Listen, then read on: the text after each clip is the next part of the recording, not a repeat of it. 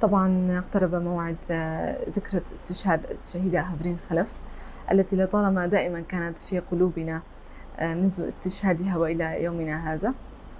طبعا هافرين خلف التي بدأت مسيرتها في حزب سوريا المستقبل بتأسيس حزب سوريا المستقبل، وهي ومجموعة من رفاق دربها في حزب سوريا المستقبل أسست هذا الحزب لإحلال السلام وإنهاء الأزمة السورية في جميع سوريا، وليس فقط في مناطق شمال وشرق سوريا، بل بدأت من الرقة لتنتشر النور في جميع سوريا. الشهيدة هافرين خلف كانت بمثابة قدوة لنا في الحزب، فمنذ بداية دخولي لحزب سوريا المستقبل هي كانت موجودة، وبعد العديد من النقاشات انضممنا لحزبنا حزب سوريا المستقبل، وأصبحت إحدى مبادئنا الأساسية هو إحلال السلام في جميع سوريا. طبعا حزبنا يهدف لتوحيد الصف السوري بشكل عام، وأن يكون الشعب السوري هو صاحب القرار الأول والأخير في السياسة، إن كانت السياسة السورية أو في إدارة الحكم لسوريا. فهو يوجد لديه برنامج كامل لسوريا ونظام داخلي يعتمد على المبدأ الأساسي: سوريا جغرافيا واحدة دون تواجد الاحتلال التركي، دون تواجد أي احتلالات في سوريا. طبعا ذكرى استشهادها أليمة جدا علينا. استشهدت في 12 تشرين الأول 2019 بطريقة وحشية جدا، دون رحمة، دون إنسانية، من قبل فصائل التي كانت مهاجمة لشمال وشرق سوريا. أيضا هاجمت الموكب التي كانت هافرين خلف متواجدة فيها على طريق إنفور. طبعا ليس فقط بشخصية هافرين خلف، بل فقط بشخصية كل امرأة حرة تريد السلام. حاولوا قتل كل امرأة تريد السلام وهي داعية السلام هافرين خلف.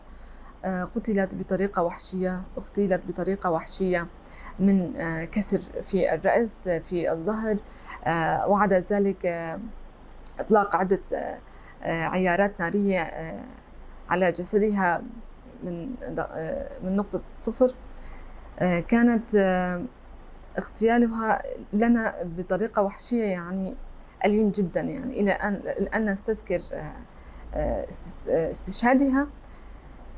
طبعا دائما ما نقول أن باستشهاد هافرين خلف لم يتوقف مسار حزب سوريا المستقبل، بل اكتمل وأصبح نستطيع أن نقول أصبح أكثر فعالية بعد استشهاد هافرين خلف. هي قدوتنا من بداية تأسيس الحزب وإلى يومنا هذا. طبعا بعد استشهادها نددنا واستنكرنا هذا الاغتيال بطريقة الهمجية التي قامت بها هذا فصيل نستطيع أن نقول الملقب حاتم أبو شقرة، الذي لم يتم محاسبته إلى يومنا هذا، بل تم ترقيته في الإدارة الانتقالية أو الحكومة الانتقالية الجديدة دون محاسبة، دون أي محاكاة من المجتمع الدولي لمحاسبة هؤلاء المتطرفين. نستطيع أن نقول لأن من يقتل بهذه الهمجية فهو متطرف، يقتل السلام، يقتل الأمن التي دائما ما كانت الشهيدة هافرين خلف تقوم بنشر هذا في نقاشاتها وحواراتها ومقابلاتها وفي ندواتها. دائما ما كانت تقول السلام والحوار السوري. وهنا نستطيع أن نقول أن هذه الفصائل المتطرفة التي مدعومة من تركيا هي فصائل متطرفة تريد قتل السلام ولا تريد إنهاء الأزمة السورية، بل تريد ازدياد وتيرة العنف في سوريا عامة. لذلك دائما ندعو المجتمع الدولي، ندعو الحقوقيين، ندعو دعاة السلام بمحاسبة هؤلاء المتطرفين أو من تلطخت يداه بدماء السوريين ودماء دم الشهيدة هافرين خلف ودماء السوريين عامة. نريد محاسبة حقوقية إن كان دولية، نريد محاسبة لهؤلاء المرتكبي الجرائم في سوريا عامة.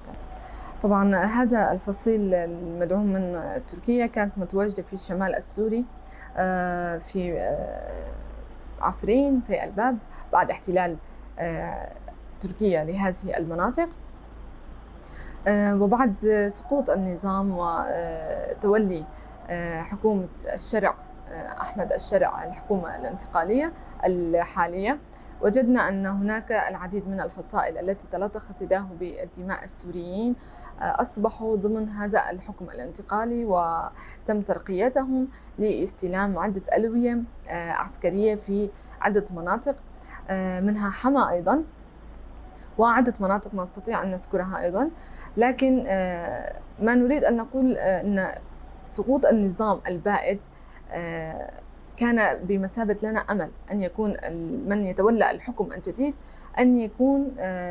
أن يسيطر قدر الإمكان على هذه الفصائل، أن يسيطر على هذه الفصائل وأن يعطي كل حق حقه.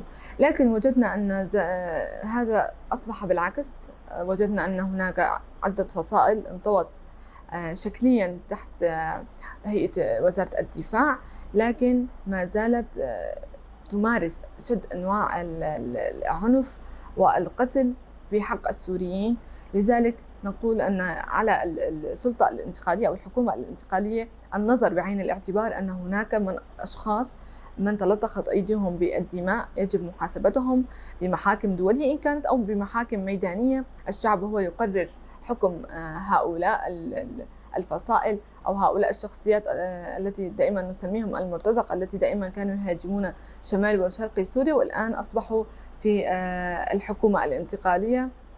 وهذا ليس بداية سلام نجده، بل إن لم يتم الحكم عليهم بما فعلوه بالسوريين إن كان السجن المؤبد أو إلى ما هنالك، لكن نريد محكمة دولية عادلة، إن كانت دولية أو إن كانت سورية. الشعب هو من يقرر كيف سيتم محاكمة هؤلاء القتلة. طبعا من تلطخت أيديهم بالدماء الشهيدة هافرين خلف وفرهاد رمضان وعدة أشخاص كانوا متواجدين في تلك النقطة عندما تم الهجوم عليهم. هافرين خلف لا تمثل فقط هافرين خلف، شخص هافرين خلف، بل تمثل سوريا عامة وحزب سوريا المستقبل. هي كانت داعية السلام لكل السوريين، ليس فقط لشخصها أو لإنهاء أزمة بشخصها فقط، لا، في سوريا عامة. لذلك المحاكمة الأولية يجب أن تكون من قبل الأهل، نستطيع أن نقول، أو سوريا عامة، الأهالي، الشعب السوري الذي يريد السلام. من يريد السلام يجب أن يكون هو من يحكم على هذه الفصائل ومن يرتكب هذه البشاعة.